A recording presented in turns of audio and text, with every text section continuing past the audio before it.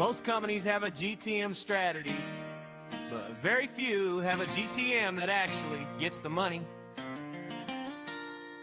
If your go-to-market feels like a series of broken spreadsheets and missed targets, it's time for a system update.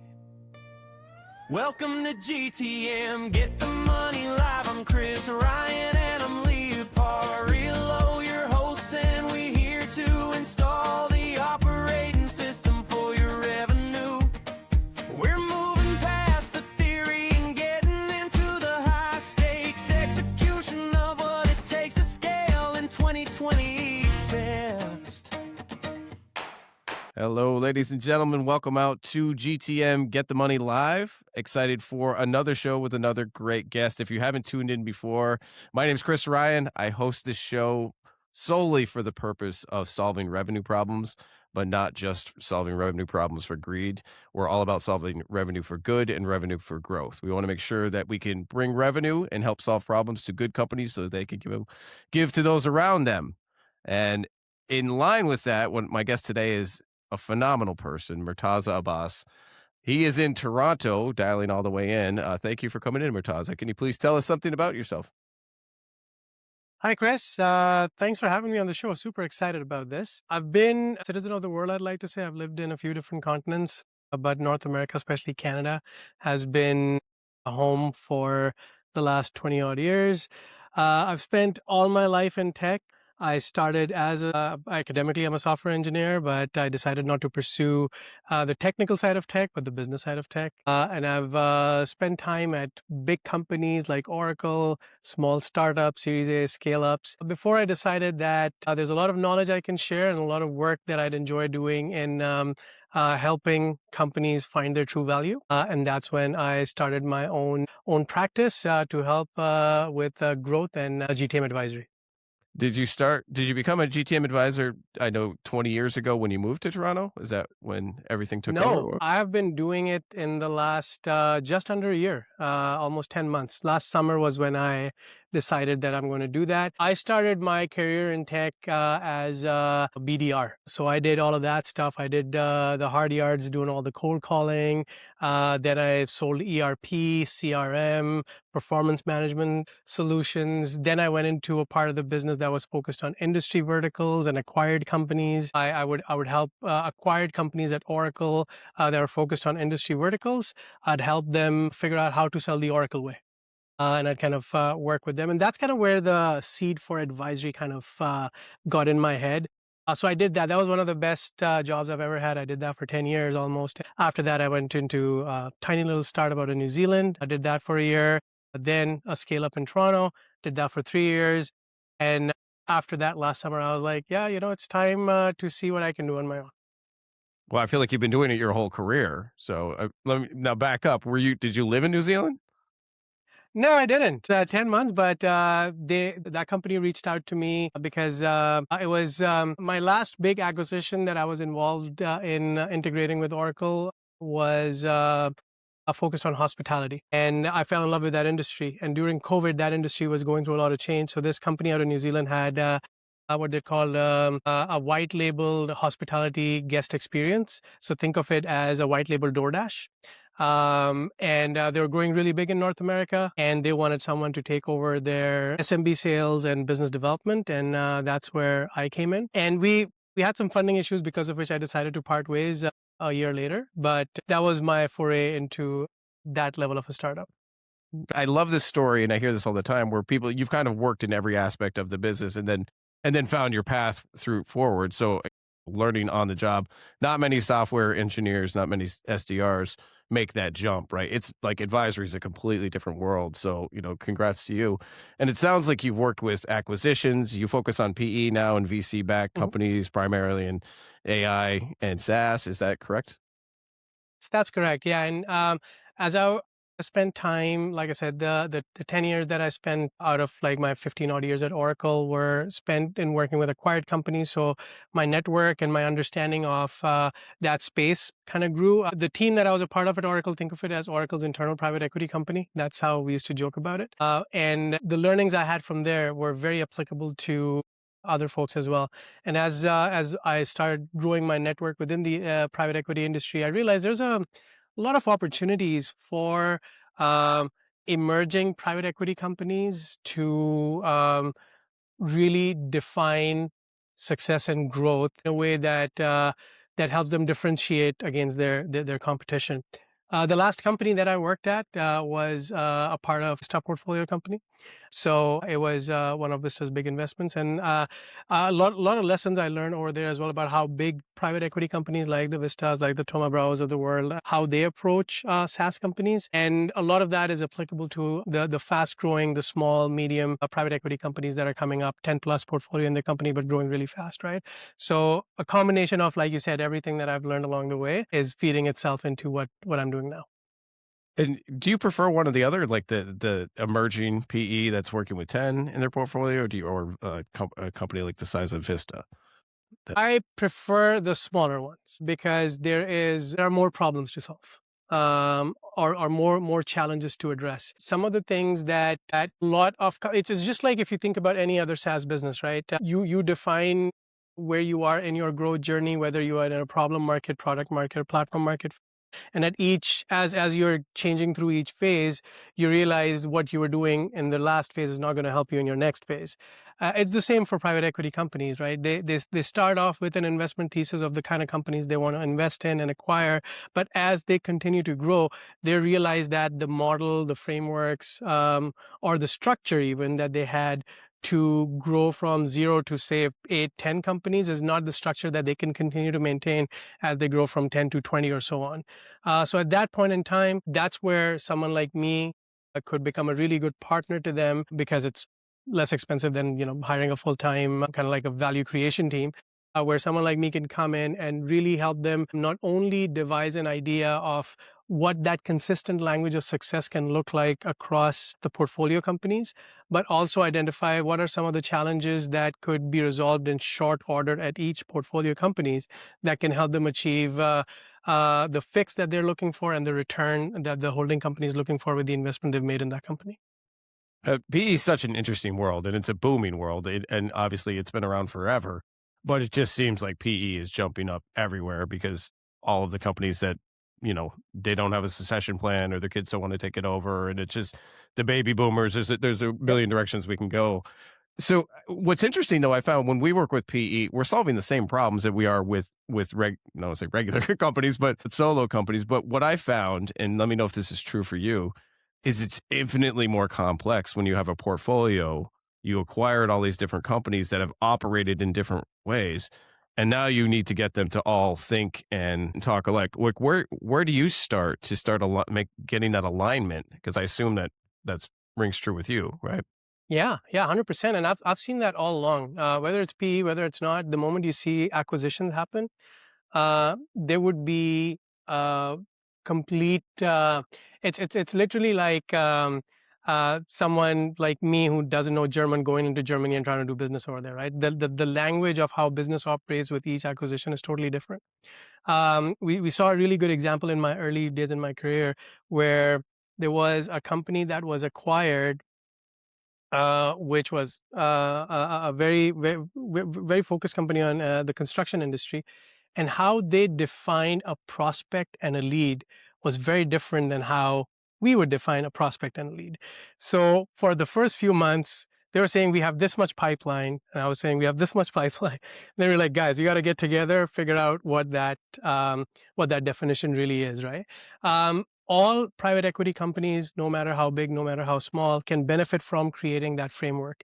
And if you think about some of the examples that I shared as the big ones, all those companies have a framework that tells you how to define what good looks like. And with each company that they acquire or that becomes a part of their portfolio, they start driving that framework in that, think about your ICP in a certain way. Think about your customer churn in a certain way. Think about your marketing flows in a certain way.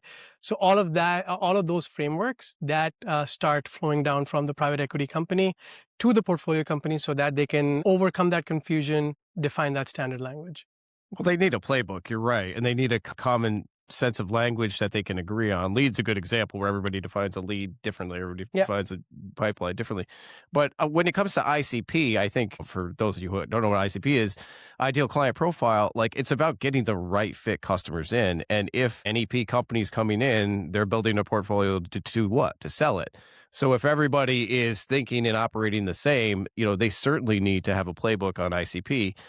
Who do you think owns ICP when you come into a PE group? Like, is it the PE company? Is it independent, the portcos? Like, where do you think that lands? That's a great question. And I want to mention one thing as well over there when you're talking about the goal of the private equity company. There are a lot of private equity companies that don't want to sell. They work on a buy and hold model. Okay. And the buy and hold model is really interesting because those are the companies that are even more so vested in long-term growth and stability of the company, right? So if there's a company that like you mentioned, they want to bring a company in and sell it, they can probably afford to do some short-term fixes. But if it's a buy and hold model, they want to have a framework, a foundation in place that not only works now, but also works in the future, right? So growth equity companies or buy and hold companies, that's the kind of approach that they take. Now, to your question about ICP, it can never be the holding company that will define what the ICP is. It will always be the portfolio company. Now, the thing about who within the portfolio company should own it, or how does the holding company influence it? Um, to the second question, how does the holding company influence it? They can define a standard approach of how a portfolio company thinks about ICP. It shouldn't just be, as you and I both know, kind of like the approach that we've both follow. Like ICP needs is dependent on a number of factors, not just what we've won a lot of business in a certain segment, so that's our ICP. That's a part of it. That's not the whole story, right? So effective holding companies will guide their portfolio companies on what the approach should be to define good in terms of ICP. What's an A account, what's a B account, or what's an account that scores like 100 versus not, and so on. So the approach, the framework, the playbook could be defined by the holding company. How that playbook is put into practice, that is defined by the portfolio company. There are also multiple thoughts on this, on who really owns it within the portfolio company. Some folks I work with, marketing is usually the one that owns it. In my opinion, it should be the responsibility of the CRO, but that also depends on what the job of the CRO is. If the CRO is responsible for acquisition and customer expansion, then most certainly it should be the CRO's responsibility to have a strong influence on how the ICP is determined. But in some cases, some of my good friends in the industry, some people I highly respect, who are customer success leaders, they say, you know what, ICP should be owned by customer success because we are the ones who are actually making sure that customers are happy, but not just happy.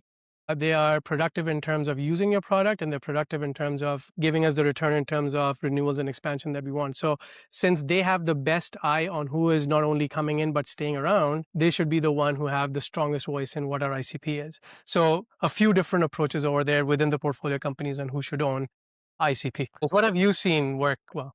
I haven't heard CS that much, honestly. Like it's usually CEO, it's usually sales, it's usually marketing. Marketing is probably the thing we hear the most. But I also, this world, right? You're a GTM advisor. Like that's old school thinking. So, having the leadership team that's responsible for revenue, I can totally agree with you. And I think if your CEO or CRO rather is responsible for net new and retention and NRR, like that's really what you need. That role is the one that's going to be so that's a good perspective to say. I mean, I like, if we go back to ICP planning, for lack of a better word, I like that the holding company is giving the playbook, say, hey, we acquired you guys for a reason. Like they see the moving pieces on the chessboard and they're going to help them define an ICP for complementary solutions, et cetera. You can all help each other sell whatever the notion is. It's interesting at the execution level that each of the companies can break those down to what are the tiers best for them. That seems like a very logical step-by-step play. To Go give ahead. you an example, and sorry, I got you. Go. No, you're good. Go ahead. No, I was just going to say the reason why that model works the best is the nature of business of each portfolio company could be very different, right? So you could have one portfolio company that focuses on construction tech, you could have and goes vertical, and you can have one portfolio company that focuses on financial performance management that goes horizontal. The horizontal focus company defines an ideal customer will be very different than how the vertical focus company defines it, right? So that's why just giving them a framework or a playbook on this is how you approach defining your ICP, that sits with the holding company, but really bringing it to life should sit with the portfolio company itself. There's so much strategy. And again, coming in as advisory, you can start to put these pieces together, get the chessboard to carry that motif on together and start to figure this out. So that's great. Well, how do you get them speaking the same language though?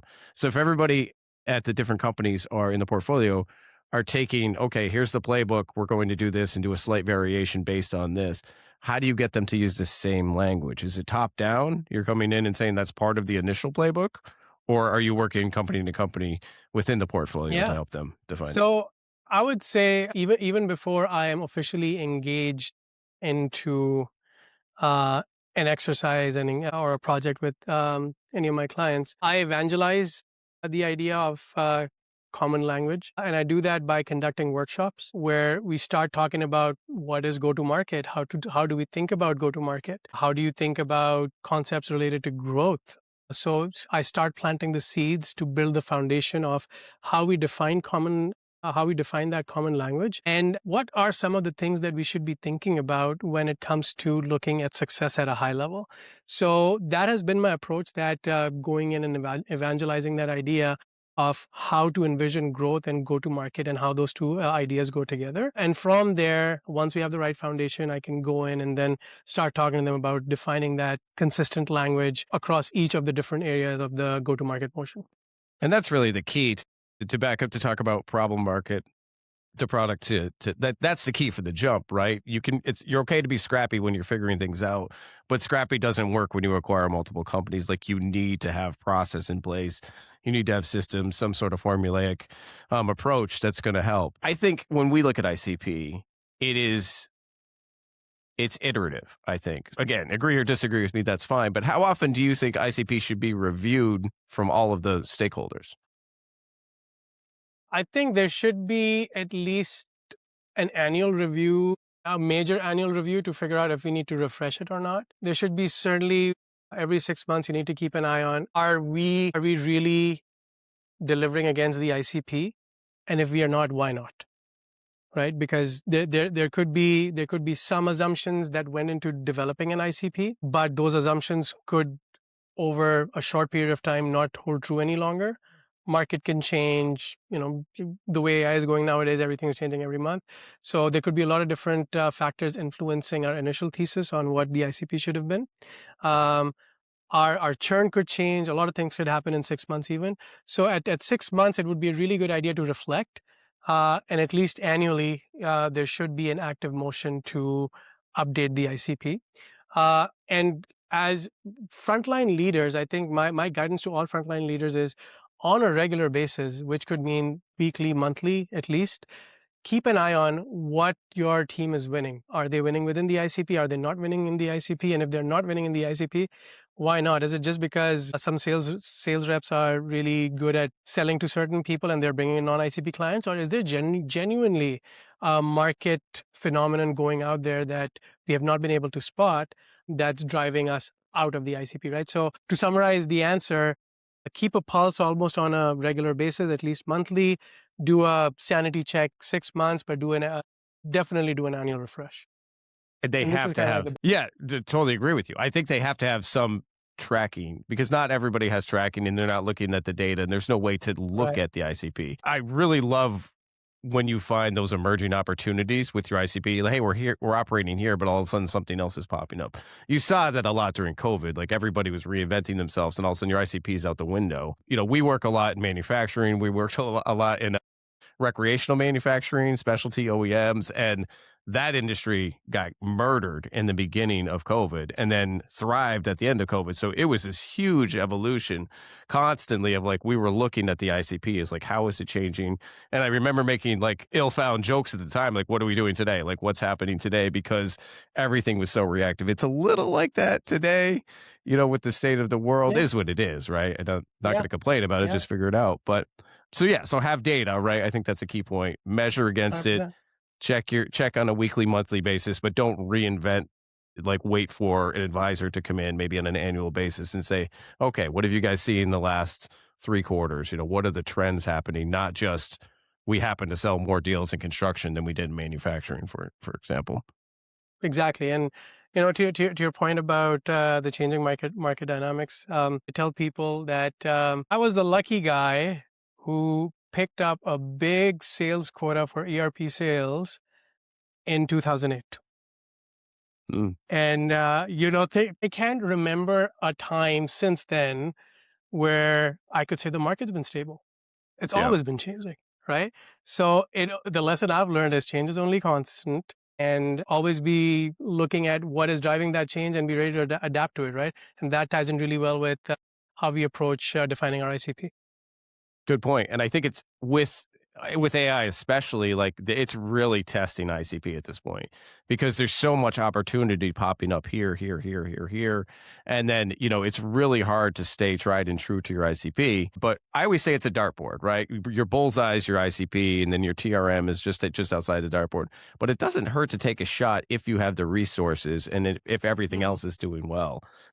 Yeah. Again, I love emerging markets. I like trends. I like new things. Like it's exciting, but it is a big carrot where even our clients will come in and be like, why aren't we doing this? Why aren't we going into cannabis or why aren't we going into AI? Because it just seems to be the shiny carrot. Bring up a good point, and I'll share an example with a small startup that I'm working with as their fractional CRO right now. One of the things that I proposed to them, we spent time defining the ICP, and after looking through everything with them, I concluded that we can't follow the standard approach to ICP with them because they don't have enough customers and enough revenue data points for me to say, this is a concrete way for you to define ICP.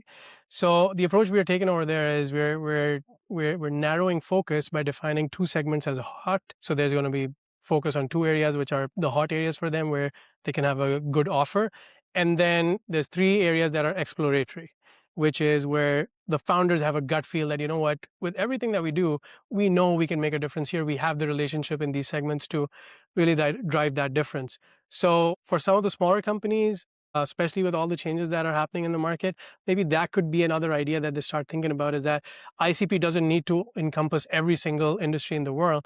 They need to define where they're really finding the hot opportunities right now, even from an emerging market perspective, like you were talking about, and let your team go out and explore because they're in the field. They'll find some stuff that you hadn't thought of, and they'll come back to you and tell you why it's a good fit. And that could help us change our ICP as well. Well, certainly when they're defining problem market fit and whether they're startup or new, like they have to go through that mode of testing to figure out where it is. I think HubSpot's one of the best examples of that. And I know we have a case study with the GTM partner group, but they were kind of pizza shop owners and small business owners and corporate Chris, and they had all these personas. And we were very early HubSpot adopters. And then they made a shift. And I think it was like, I forgot what the trigger point was. They created a form or something that could connect your website to Salesforce. Right. It was something ridiculous. And that one thing that came through discovery ended up taking a 15 million business to be, what are they now?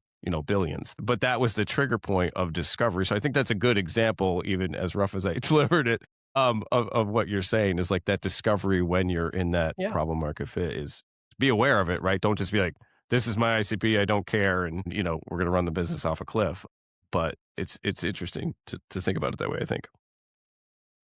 So, Murtaza, in the nature of our 26-minute show, which we try to stay as close as possible, 2 things. One, give me one takeaway, if you would, please, that people can do today. If they're working at a portfolio company or they're starting to acquire, or they're one of these companies that are ideal for you to work with, what's one takeaway that they can start with, ICP or something else? Doesn't matter. Yeah. I think one thing that every private equity company should be thinking about right now is they need to do a proper due diligence on the go-to-market as well. A lot of times that gets attention, but not quite to the level that it should, because the one thing that determines quick growth is how a company is able to acquire business at scale, and doing that go-to-market due diligence is pretty important. So that's one thing I'd recommend. The other thing is, as a part of that due diligence, whether it's go-to-market or beyond go-to-market, think of AI readiness, because a lot of companies are not ready for AI right now. And as we know, we can't just use AI as a bolt-on solution.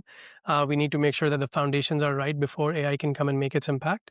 So if you're acquiring a company, you already know that AI will become a part of how you operate that company in one way or the other. So make sure that they have the right foundation for it, or at least be aware of the work that you need to put in post acquisition to make sure that you can get them to AI adoption faster. I would argue that AI readiness is a component of GTM, right? At this point, like it's just 100%. you have to be thinking this way, or it's not going to work. So when a company's doing due diligence, like what does that mean? Though, dive deeper. Like, is that like assessing the entire go-to-market approach? Like where would you get started if someone's like, "Hey, that sounds great. What do we do now?" Yeah, great question. So one of the things I recommend is kind of going back to our system that we work on, but looking at all the 8 pillars, especially the first 6. Look at, do they have good data? Do they have a defined ICP? Are they able to articulate their value effectively? Are they actually acquiring customers in a consistent way, and are those customers growing, right? If you start getting the answers to some of those questions, it'll start painting the picture for you. The data element really is important for that AI readiness piece as well, but for all the other pieces, you start getting a picture of, is there a system to acquire business, or as it happens a lot in founder-led companies, the founder decides, I like this guy, so I'm going to let him buy my product for 7,000, 15,000 for somebody who's just coming off the street, right? That kind of thing.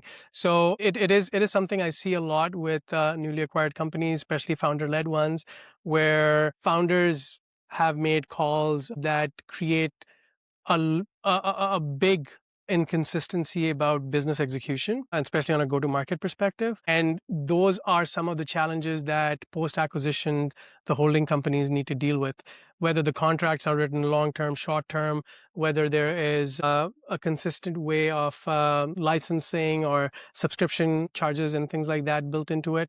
All of that stuff, you need to just keep a close eye on it and make sure that is it consistent. If not, that's fine. Just be ready for the work that you'll need to be putting into the organization post acquisition.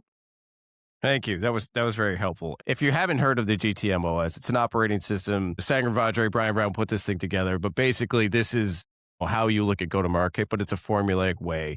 Frameworks on frameworks. And what Murtaza is alluding to is people like Murtaza can come into your company and start with this diagnostic, this assessment, and look at this GTM on a slide and see gaps really, really quickly. But it's that people like Murtaza or I can come in and see gaps, but it's more important for the teams that are working to see those. So this self-identification that tools like this will provide. Again, go to market's a newish fancy phrase over the last 15 years, but it's really looking at your business holistically and understanding how the interactions work back and forth. But I certainly think that's a great place to start, and I love that you took due diligence down to that level. I'm sure we could talk about AI readiness forever, because I think that's the hot topic. All right, well, so your time's valuable, our listeners' time is valuable. I have a mystery question for you, and then we can close up shop. So all right, so obviously I follow you on LinkedIn, great content. You had a post about F1. I was like, wait a minute, I'm an F1 guy, so I am going to delve off of that F1. So I'll ask you who your favorite team is after this question, because I don't want you to break my heart if you say the wrong name. But if your career was an F1 team, what's the hidden part of the garage that's really been winning for you? I love this question, by the way. I'm so glad. I'm a big F1 fan, as you picked up. The hidden part of the garage. What's the hidden part of the garage that's really been winning races for you, we'll say? I would say keeping things organized and accessible for the pit crew. Yeah. Keeping things organized and accessible for the people. So tell me about that. Do you mean data? Do you mean systems, process, like all the above? Yeah. If you think about it, leaders can come in, create visions, create plans, create strategies, provide tools, processes, all of that stuff. But if the people who are our front lines, they don't have the right approach or the right understanding of taking those processes, taking those tools, and executing to that strategy, all our effort has gone in vain. I Right? can't tell you how relevant this is because I'm at a EO execution day planning, so scaling up for and harder, the whole night thing. I left here to go record the podcast really quickly, but we're talking about that, and they literally had an F1 car, and they had they're coming into the pit, and it was a 67-second change, and now it's like 2 if you're amazing. And it was all about everything we're saying, but it was really funny because I crafted that question before they came up with this. So anyway, we're in the Matrix, And there's stories about this as well, where one of the guy changing the tires didn't tighten the tire enough, and that car struggled. it cost you the race, right? So Cost the race. 100%. F1 is the perfect parallel, and I was really excited to see your book. I so love that you asked it because I preach that all the time. Who's your F1 team? Ferrari. All right. You didn't say Red Bull, so I'm Mercedes. No. So I can be acceptable. Our time at Oracle, but no Red Bull. So I grew up in Pakistan, and in our household, my uncle was a big F1 fan, and for some reason, Ferrari was always like the team that we followed. There was a brief time where Ayrton Senna, of course, the legend that he was, I was a big fan of him. But as a team, it's always been Ferrari, Schumacher, and the legacy continues. Being a Ferrari fan is tough, especially nowadays, right? They keep starting the year really well, and then they just crash. Hopefully this year is better, but we'll see. Ferrari's a good answer. They're a good team. I mean, obviously I'm a Mercedes guy, but they're not, they're not Red Bull. Let's just put it that way. Yeah. I love Leclerc. He's probably my favorite driver. So, but wait, who? Leclerc. So Leclerc. Oh yeah. He's a great guy. Yeah. I'm starting to like the McLaren team as well. Lando and Piastri. I think they're good kids. They're good. I'm a big fan of Kimi, so I'm backing Kimi all the way now. He gives me Senna vibes a little bit. Like, I know it's way early to say that, but so it's I don't know. Anyway, so for all you that don't care about F1, you probably tuned out anyway.